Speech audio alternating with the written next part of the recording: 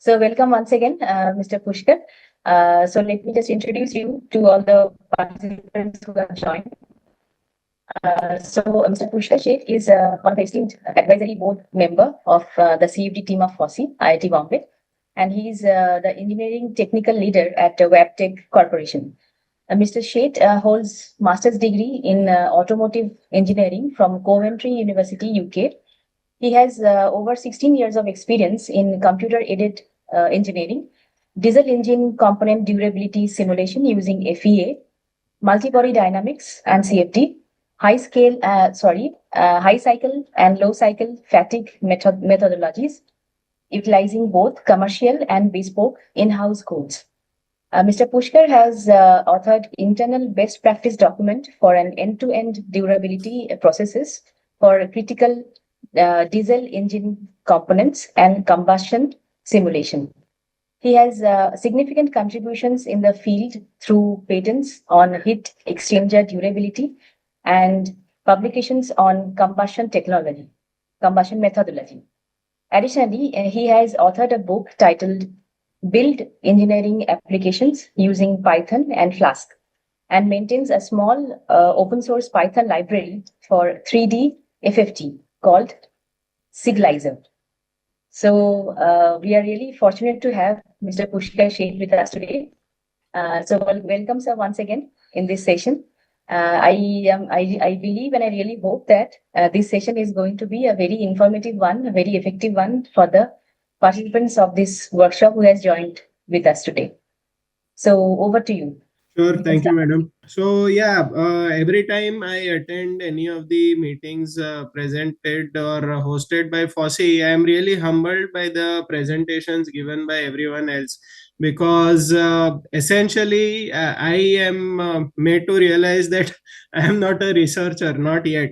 I work in the industry, and I am not supposed to do research per se, not on paper, but a lot of my work becomes like that. I have to find out the right thing to do and all that.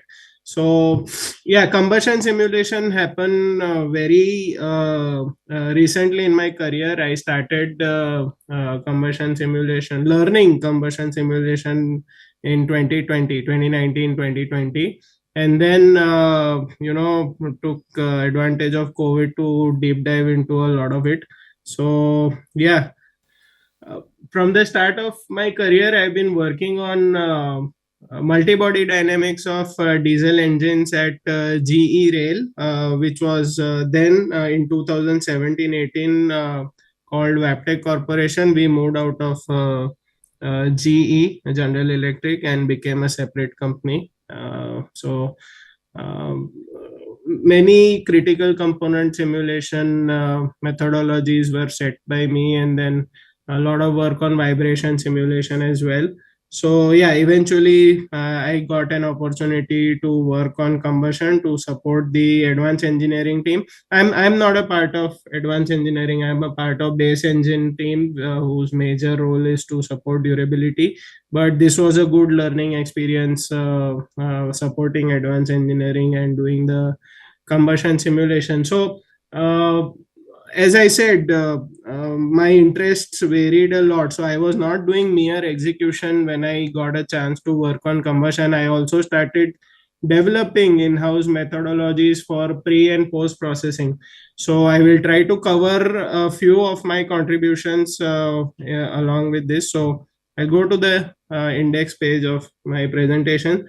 So yeah, my presentation is based on a paper that we wrote in collaboration with Argonne National Laboratory. So we were working with one of the scientists at Argonne, and he helped us set the methodology for combustion to select the right knobs in order to simulate diesel engines.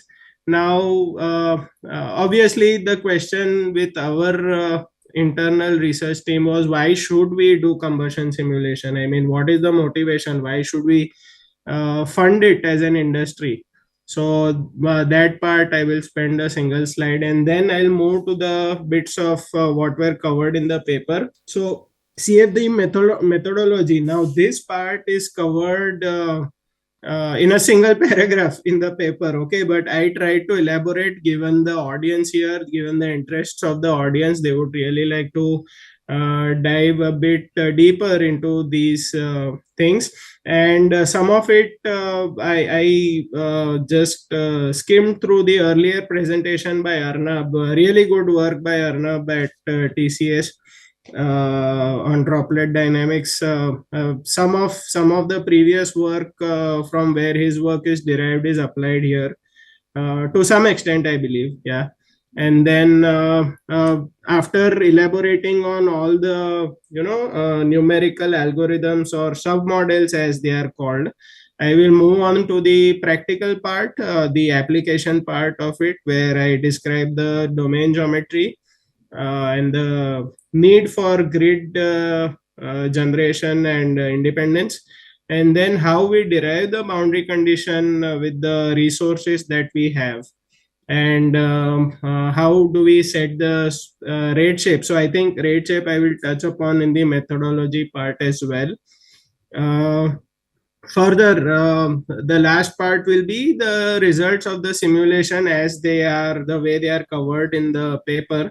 I will try to show how we got good correlation without a lot of literature in place for large bore diesel engines. So, yeah, let me go through it one by one, and uh, yeah, let's go for it. So, why is combustion simulation necessary? Why did Wabtec decide to start funding it? Number one, our fleet is huge. We have thousands of machines running in North America. We have almost 800 machines, 800 locomotives running in India that were manufactured by Wabtec in India itself. They were assembled in India, to be accurate. And what diesel engines do is they cause emissions, and the legislation dictates that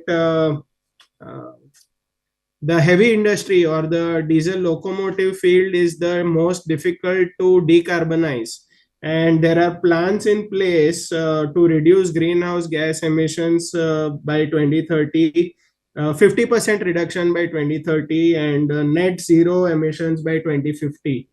So yeah, all the best to everyone involved doing that. I hope some of us will also be involved in doing that. But yeah, this is Wabtec's attempt in starting to develop the capability for that. So, what is a large bore diesel engine? A small bore, which is used in, let's say, starting from lawnmowers to automobiles, is 80 to 100 bore diameter. Medium bore would be used in trucks and small ships, 100 to 150. And large bore will be above 150 millimeters bore diameter. That is the cylinder diameter in which the piston reciprocates. Everyone knows that. That is used in locomotives and then tugboats, large ships, many other bigger engines manufactured by our competitors or level players like Wärtsilä and other people. They have much huger engines than us. Okay, so yeah, then another important purpose of performing combustion simulation is to correlate input parameters with global performance parameters. Global performance can be IMEP or combustion efficiency, or other things like heat release and other performance parameters. Uh, Also, once the method is very successful, which takes a long time, we reduce experimentation. But this particular sentence can be debated, because given that we are pushing for usage of new fuel and everyone's working on hydrogen currently, reduction in experimentation will take a longer time, because we need a lot of data from from physical experiments, to make sure that eventually we do combustion correctly on the new fuels as well. So reduced experimentation is a byproduct which may come much later in the cycle, not very immediately. And then, as I said, I touched upon this. Lot of literature is available on small and medium bore diesel engines, but when we started, very less amount of literature was there on large bore diesel engines. So we were, up to some choices. Some choices were open. Some knobs were not tried out, what will work well for diesel engines. Although the technology definitely existed, we needed to fine tune that. So that is why this effort was started back in 2021, 22. So yeah, now because we manufacture engines, we setting up an experimental facility was called for. So the experimental setups are single bore diesel engines. Usually whatever we send out, we manufacture and we send out to our customers are V12 engines, V8 engines for higher power where needed. But the experimental setup cannot be a huge engine.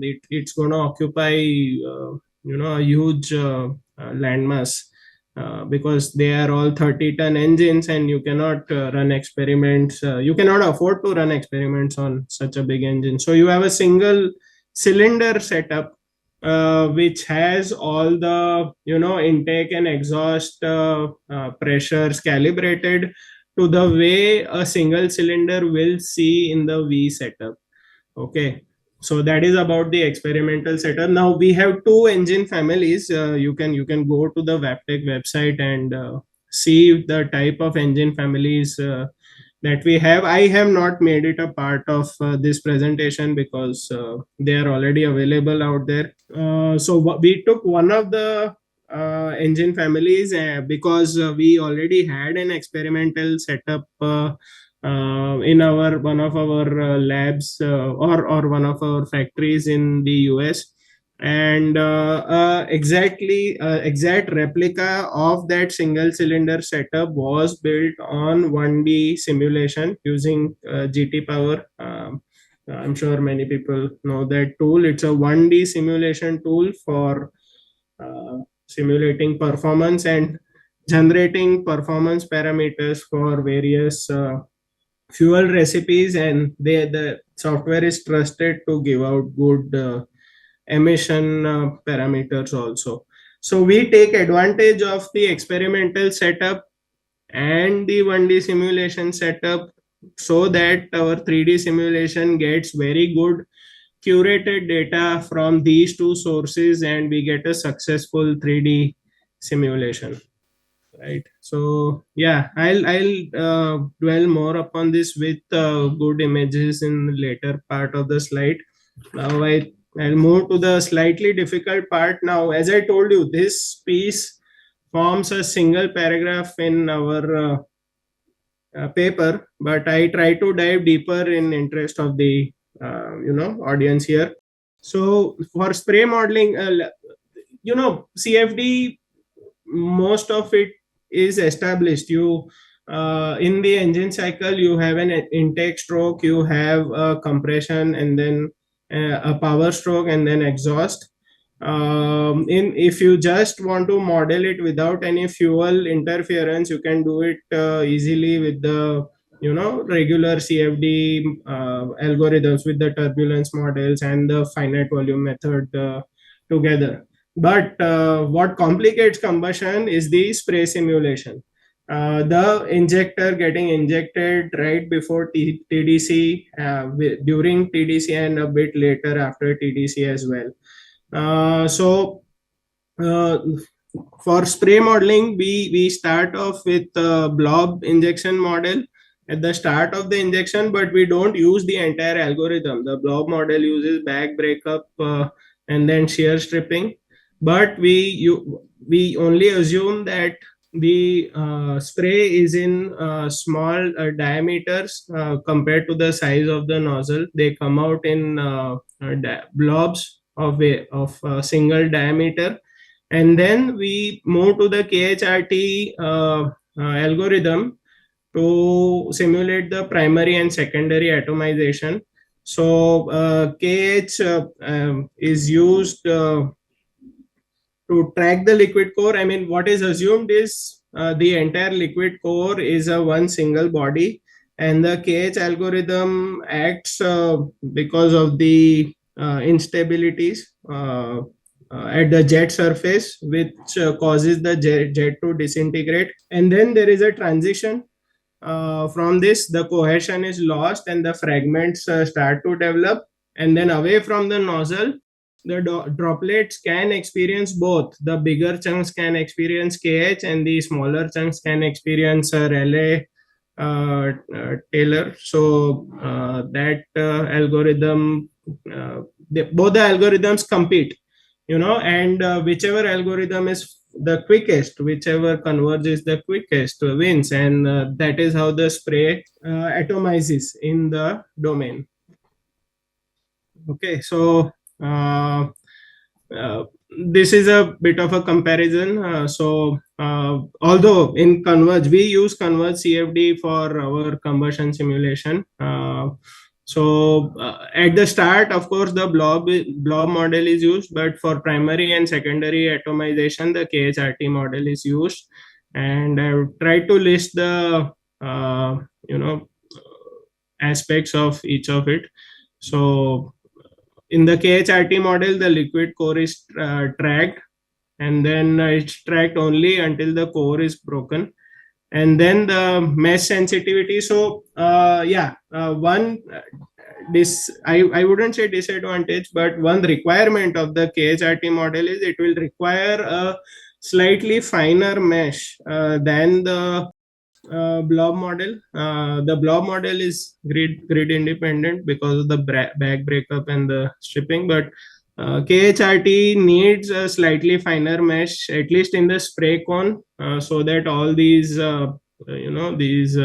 atomizations can happen in a bit more detailed manner. So going next, once the spray is atomized and we have finer droplets or droplets of a certain size, we have to also implement a droplet collision algorithm. Now, the engine that is simulated and also experiments have been conducted is a 6-hole injector. Let me just check that. Yeah, it's a 6-hole injector, and when two injectors fire and the spray come from each other, the drops need to interact with each other. They cannot just merge into each other and not cause any other effects. Those effects need to be captured. So the NTC counter by Schmidt and Rutland is implemented. So you can, based on the Weber number of the, based on the speed of the droplet, either they can merge, based on their trajectory, they can bound, like rebound elastically. And then if they are too fast for each other, or if their trajectory is too obtuse, then they can break up as well. So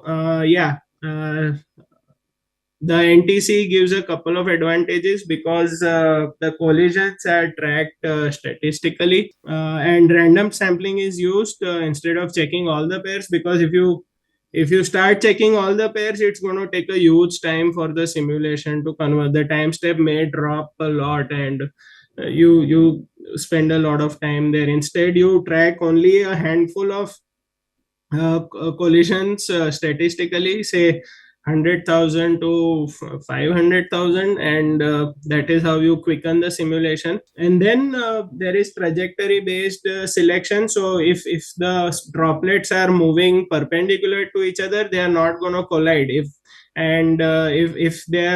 their trajectories are sort of matching, then only the collision algorithm is applied to it. So that is another advantage here. And as I told earlier, the Weber number is used to decide whether they coalesce, whether they graze, or they bounce off each other, or they coalesce into each other. So yeah, this is also another implementation here.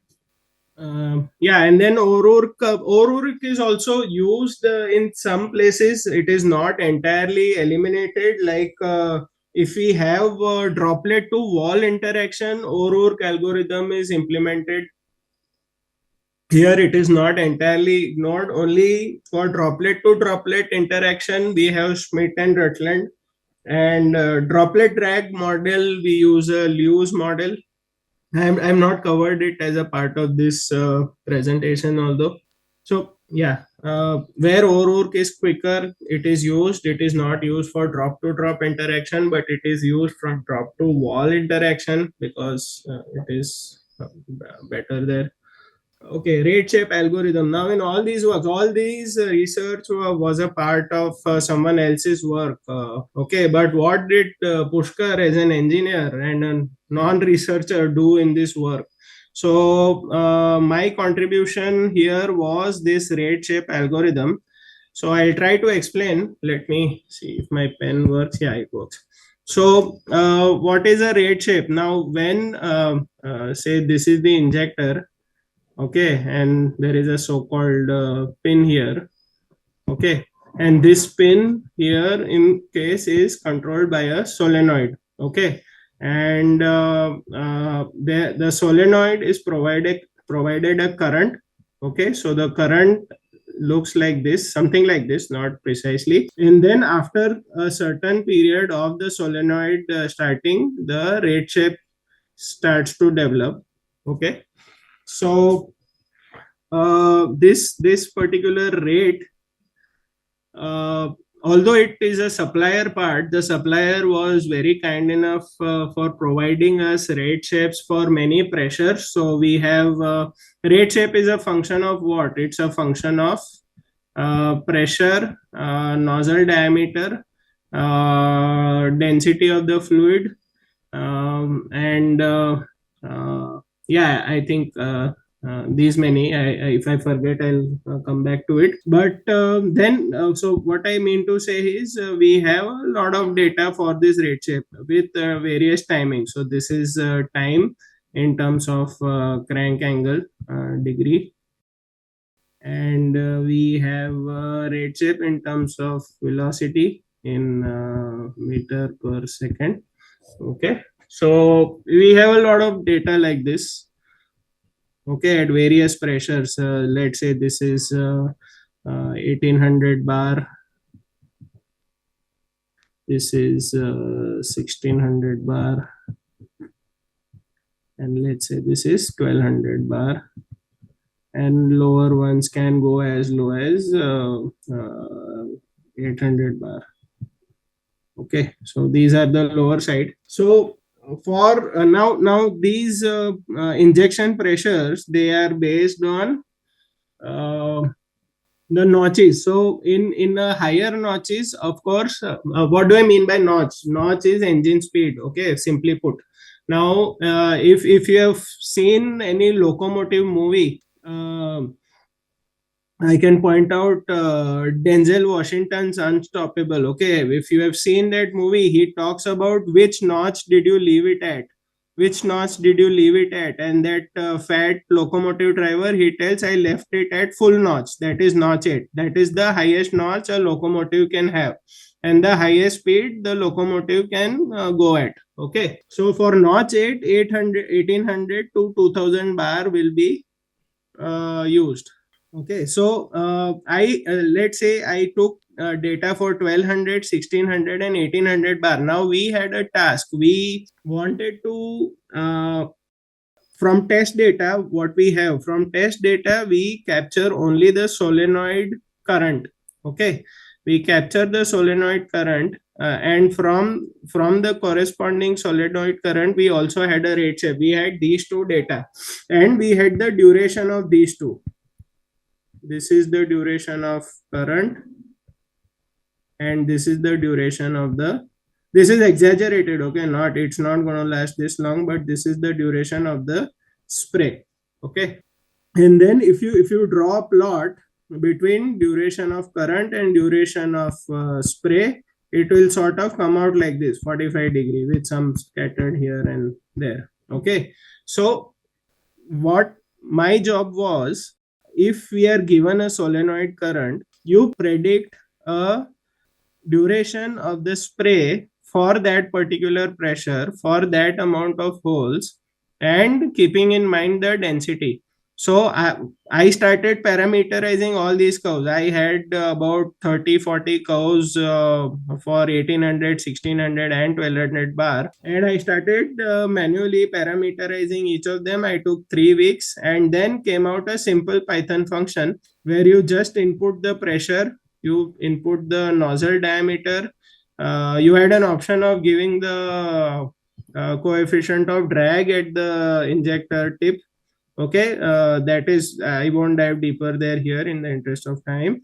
And then you give the density of the fluid also. Now, why density is important? Because during testing, the density of the fuel used may be a bit lesser than diesel. They might also not use diesel, they might use a different surrogate liquid, just so that they don't waste money on diesel.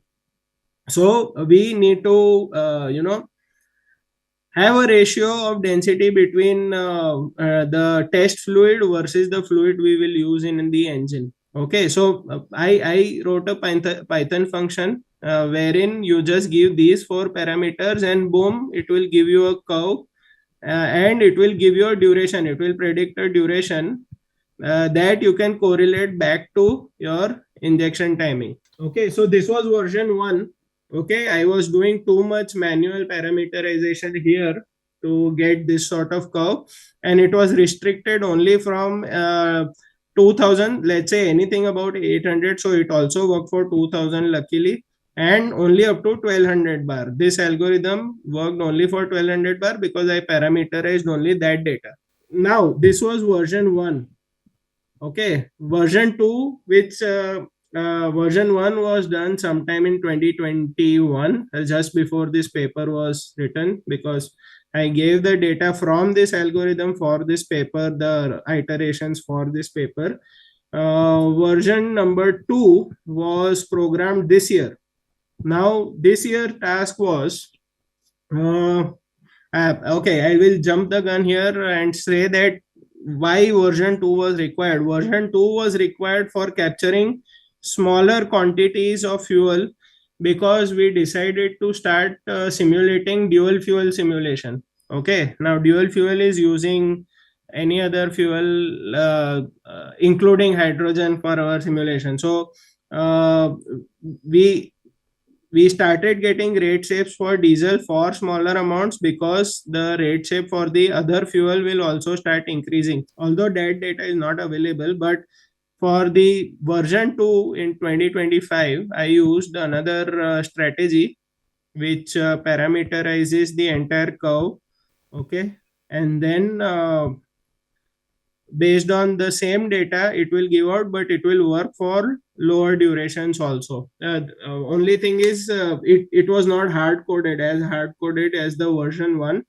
I used a bit of neural networks here to bring up include the lower notches also. Yeah, so it took a bit of time to run because it is running a lot of calculations back end, but yeah, I sort of improved. So yeah, this is my big contribution in the entire field of combustion simulation at Wabtec.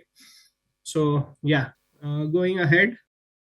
So yeah, how does this liquid transition to vapor in the simulation? So for a liquid surrogate, um, we use liquid properties of liquid, which are marked as diesel 2 or N tetradecane, for which all liquid properties over temperature are given. Okay, like vapor pressure, specific heat, viscosity, all those properties are given.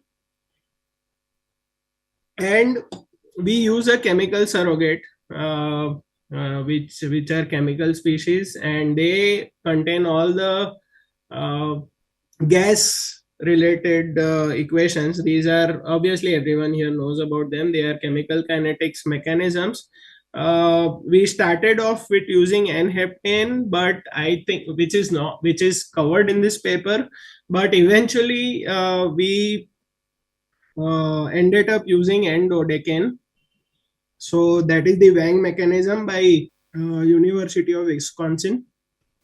Yeah, so where was I? Yeah, I was at chemical kinetics mechanism, and the Wang mechanism is what we have stuck to over the years, because the diesel combustion was very good, very nicely simulated with Wang's dodecane surrogate for diesel. So then we move to combustion modeling, and one option is we can use the Sage combustion solver, which will work on every cell, but it is very computationally intensive. So we use something called as well-stirred reactor multi-zone combustion modeling, which is available in many softwares, but it is also implemented in Converge CFD. So yeah, what the well-stirred reactor multi-zone model does is it divides the zone into various, it divides the combustion domain into various different zones according to temperature and equivalence ratio. Okay, and into various based on what status it is at, what state it is at. Is it unburned?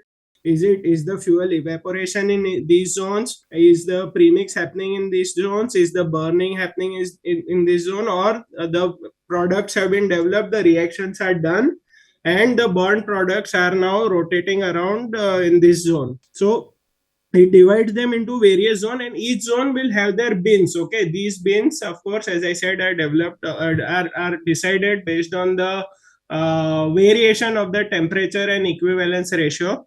If I'm not wrong, if you stay around the plume, the bin might be equal to the cell zone. Okay, so it can go that small because you need to solve the combustion zone a bit accurately, but the other zone where the air is spreading, you can have larger zones according to their temperature and equivalence ratio.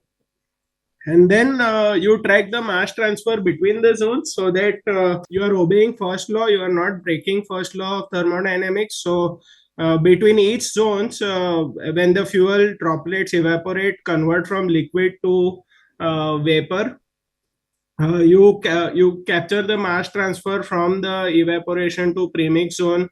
And if the premix starts burning, you capture that. When the fuel vapor and the air mix, you capture those mass transfers. When the products cool and then start mixing and form the exhaust gas, that is you move it to the burnt zone, and so on and so forth. Okay, and then eventually heat escaping through the wall. So that also affects the overall temperature of the entire gambit of the entire combustion domain. And then you solve the detailed chemistry per zone. Okay, so again, you per zone, as in you solve it per bin, so that the number of calculations are lesser. You have pre-mixing, burning, and products.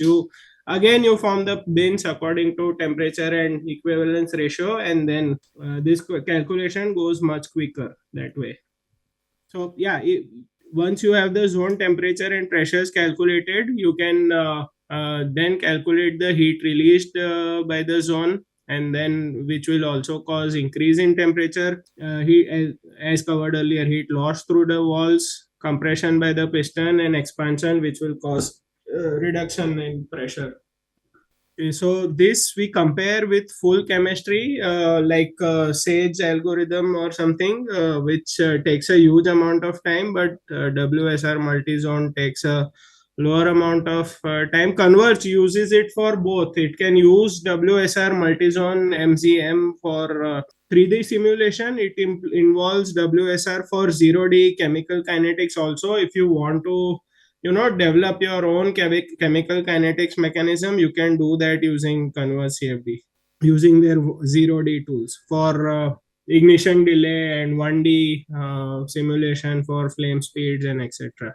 So we have explored WSR. We have also done some simulations using Sage, where we think it is important to capture it in detail. We have also explored ECFM 3Z, which is another way of making tabular data from the chemical kinetics algorithm and then giving it to the combustion model. You know that your domain is going to go from this temperature to this temperature, from equivalence ratio of say 0.1 to 1.2 or 1.5. You know this, and then you can calibrate your tabular data and then just give it to the combustion model to quicken the simulation more.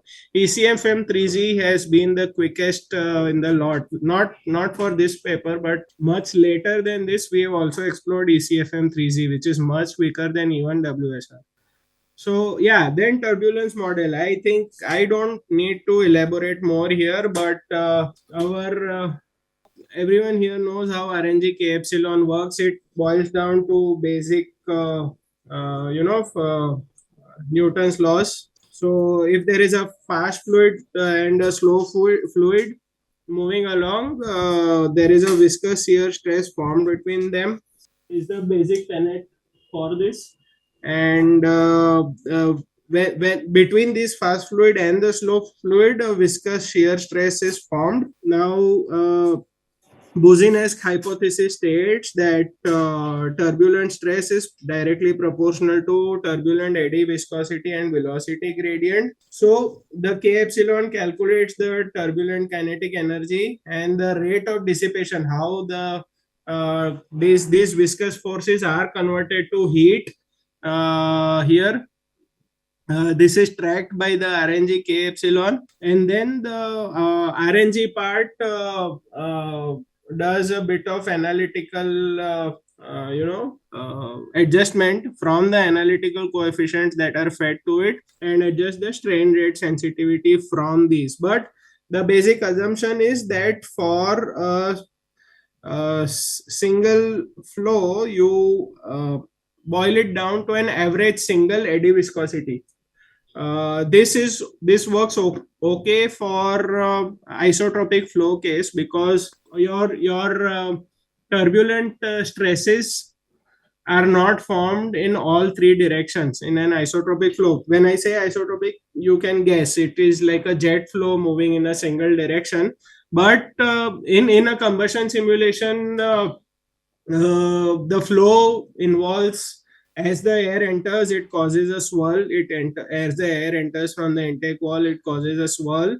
It also causes a tumble component, and all those vorticities form a very complex flow environment in the model. So that is, and this becomes more prevalent in a larger bore, because it has more area to move around, and the system pressures are also slightly higher. So that is why, to capture these anisotropies, you do not average to a single eddy viscosity. You calculate for all the six stress components, and then the seventh factor will be the dissipation rate of all these, and a connecting factor between all these stress vectors. Okay. Yeah, so as I was saying earlier, RNG K epsilon works well for a simple jet or a boundary layer over a flat plate, whereas RSM would be unnecessary in that case, because you solve unnecessary components of the stress. So you might as well use a simple three equation or two equation solver. When there is a swirling flow or a vortex, that is where RSM comes in play. So a curved duct or a turbo machinery application, where you have the volute or you have the impeller, you have many stress components happening. So that is where RSM proves.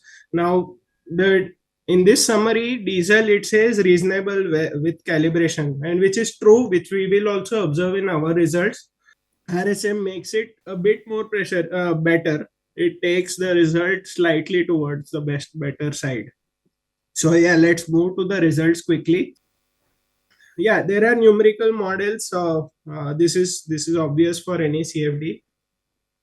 We use Navier-Stokes equation for mass, momentum, and energy balance using the finite volume method. We have the Rye-Chow scheme to store all the computed values at cell centers. We use PISO for solving the transport equations, and then we use an adaptive time stepping, and then non-ideal gas behavior using Redlich-Kwong. So yeah, I won't dive deeper here. These are boilerplate. These are used for majority of the fluid flow simulations. So yeah, diving into the application part now. This is the major chunk of the paper, which occupies 4 more pages. So yeah, this is the domain geometry. As a industrial company, we have all the CAD models with their proper tolerances made. So we extract the flow volume from there. As I said, we have a six hole injector and a piston here. So yeah, this is the geometry we have, and this is as required by ASME. I am referring to the paper. I'm the first author here, so I can use the images from the paper here. Yeah.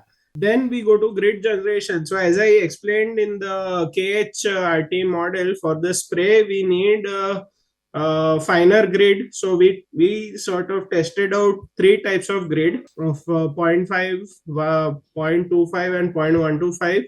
And these are the images you see of the slice of the domain.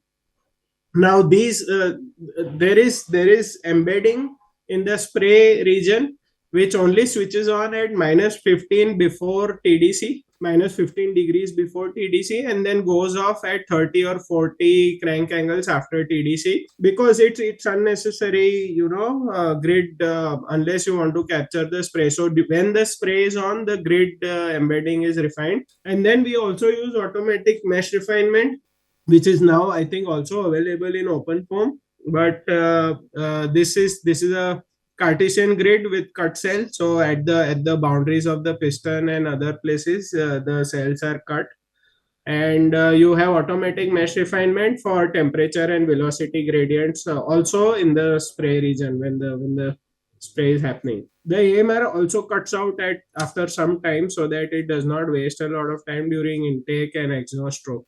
And you see here in the bottom graph that with reducing mesh size, the number of cells in the domain increases a lot, especially just after TDC. So 720 is TDC for us. So just after TDC till 750 it goes high, and then you switch off one of the embeddings. It reduces after switching off one of the embeddings. So the cell count reduces here. Then the inlet outlet boundary condition. So yeah, this part is a bit involved. I showed you 3 boxes earlier: experimental data, 1D GT simulation, and 3D CFD. Now in experiment, we capture the temperature and pressure inside the cylinder. Now that temperature is very difficult to capture using thermocouples, because they vary throughout the cylinder, and a thermocouple will only capture in the vicinity. But pressure is something that we can trust from the port mounted pressure measurement. So we assume that we have only the pressure. Using our ideal gas laws, we can also calculate the temperature there and hence the heat release.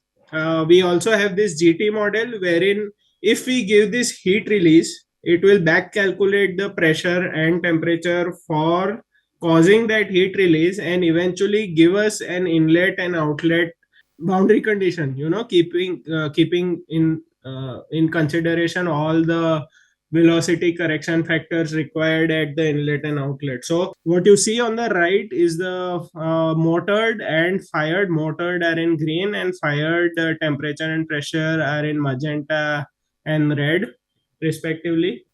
And at the inlet and outlet, okay, so we start with a motoring simulation to make sure that the motoring is generating a correct pressure. So I'll go to that. Now in the motored simulation, we have 2 options. We use the lower wall temperatures and the higher wall temperatures. lower wall temperatures are the one captured after significant time of the of stopping of the combustion in the simulation. We have thermocouples at couple of locations, couple of millimeters deep in the cylinder and the piston stroke location at the liner. So we have the lower wall temperatures and the higher wall temperatures. What we see in the motoring is the higher wall temperatures come close to the experiment. So we stick to using the higher wall temperatures for the fired simulation also.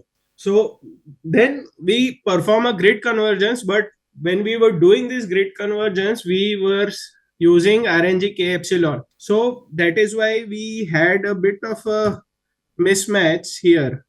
You see, the heat release did not match up with the experimental heat release. Now that caused a lot of questions, because why is the heat release not being simulated? And that is where the trials of RSM came into picture. So once we go to RSM, first thing we observe about the spray is the liquid penetration became slightly better, as we see here, and the vapor penetration became lower. Okay, so everything, all the vapor did not go and hit the walls. Okay, that is another thing, because another observation, because what would be happening is when the plume develops, or when the fuel is sprayed out, the combustion starts at the periphery of the plume, and that is where all the eddies start forming and not reach the uh, the surface, which causes reduced heat transfer and hence a better heat release.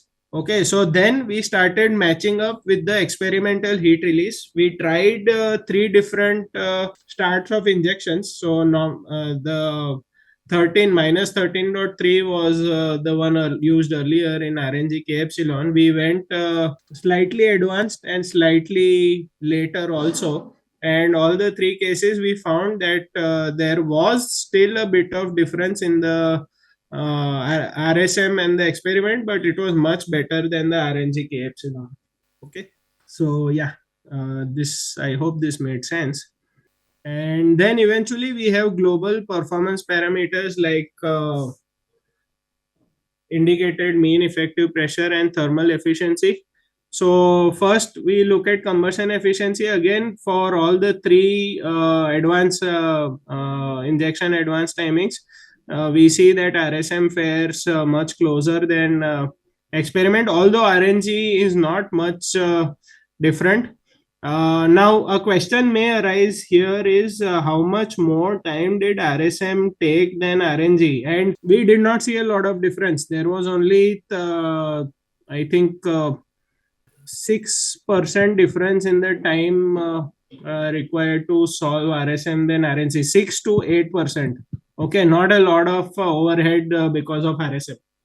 Okay, so and then we go to IMEP and indicated thermal efficiency. Those are also the same thing. RSM fares better than RNG-K epsilon, and RSM is closer to experiments. So yeah, I think I'm almost on time, right on time rather. So, people who have joined now, you can ask any questions to Mr. Pushkar. My name's Shaw. I'm all the way here from South Africa. I was just wondering, I've heard of this Converge CFD software. It's quite nice. I've seen a lot of its what it can do, especially like on LinkedIn and marketing. I was just wondering, how have you ever tried OpenFOAM, or what was the challenges maybe had with using any open source software for CFD for this kind of combustion work? I am very much interested. I didn't catch your name, sir, but yeah, I am definitely interested in exploring OpenFOAM, and I also pitched it internally. But at the moment, they would like to continue with Converge, because it's a flagship offering, and OpenFOAM, although being open source, it may not have the fidelity to solve these complex scenarios. But I'm definitely trying to work something towards trying to develop on OpenFOAM. Yes. Cool. Thank you very much. Cheers. How How do do you you integrate? integrate experimental data with CFD results for model validation? Right. So, what will experimental data capture? It will capture the inlet temperature, inlet pressure. It will capture the in cylinder pressure.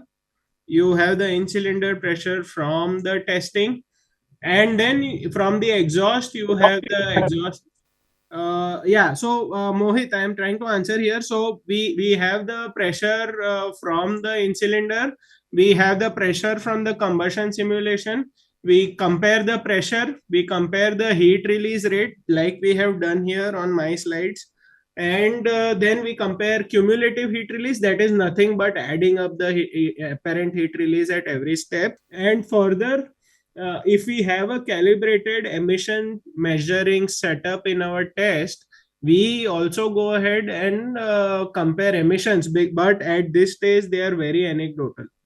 So we don't have a robust way of predicting exact emissions, but we can definitely compare trends. That is what we have done even in this project. Only I'm not allowed to capture it here. It was not even captured in the paper. Sahil, how do you change the default parameters coefficients to tune your setup in terms of turbulence models or for? I have not. Yeah, very good question, Sahil. Thank you. I have proposed experimenting and to changing these parameters, like going from KHRT to ORORC and other things. But again, it's based on what is needed. Do we need to do it at the moment? Is this working? If it's working, let's go with it. As I said, we are not, we would not like to be like a research organization, although the work might want us to be, but we are still engineers and we just want results that are applicable. So, yeah, when I eventually, at any point, if I become a researcher, definitely I will try to tune this. But yeah, we have tried shifting back and forth between RNG and RSM at many points, and always found out that RSM is better than RNG. We have not tweaked any coefficients. No, we have not tried that, sir. Any more questions? Also, for multi-cylinder engines, what piston location is used to compare testing data? We take all the pistons and see what's happening in all the pistons, and every time we get test results, we will find that one piston was not generating any combustion. Okay. So yeah, I give it a funny twist here, but those are realities of having experimental data. But we take an average of all the cylinders. If we have multi-cylinder data, we have all the data, we put all of them on a plot and see what is happening. Large volume combustion for HCCI engine possible. Can you remind me what HCCI, high compression? What is that? Homogeneous charge. Does homogeneous charge mean that you premix the fuel and then pass it to the intake manifold? Sorry, I don't know the term, but am I right? You mix it in the intake manifold and pass it to the cylinder? So yeah. So if when we do dual fuel, that is the first strategy to test if the second fuel is working properly or not. So for example, we start with methanol. Okay, methanol is our secondary fuel. We choose a substitution rate of 50. First thing we try is we put a collar on the intake manifold and start giving out some amount, start introducing some amount of methanol, let it mix in the intake manifold, and then let it through in the combustion chamber. Same with H2 as well. We pump it in the intake manifold, and then at whatever substitution rate we decide. We have tried till 60 or 70, and then we let the intake walls open and take it to a compression engine. So yeah, combustion simulation is definitely possible. Why not? Okay, I guess these are all. Any other questions, you can reach me. I am pretty approachable. And yeah, of course, if you find any mistakes in my presentation, do let me know. I'm open to those feedback as well. Thanks everyone. Okay, so if there are no more questions, we can wind up this part of the session. So thanks a lot to you, Mr. Pushkar. Thank you, madam. Thank you once again. I hope it's a very, I mean, most of the learners could follow whatever you have said, and some of them has appreciated it heavily. So thanks a lot. Very informative session. Sure. Thank you, madam. Thank you.